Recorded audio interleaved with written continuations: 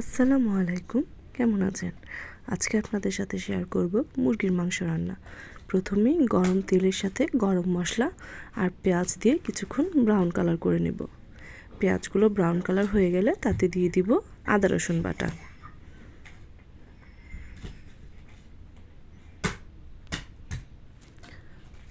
আর দিয়ে দিব পরিমাণ মতো লবণ।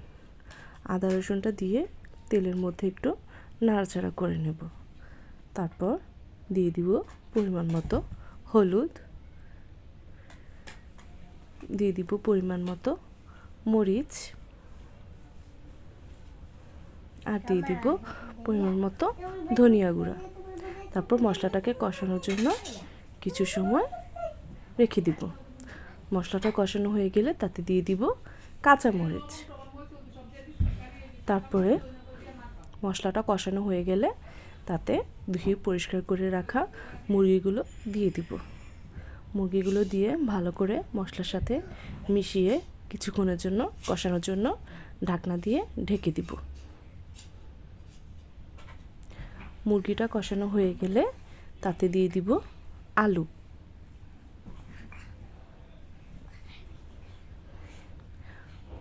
আলুটা দিয়ে ভালো করে নাড়াচাড়া করে কিছুক্ষণের জন্য ঢেকে রাখবো।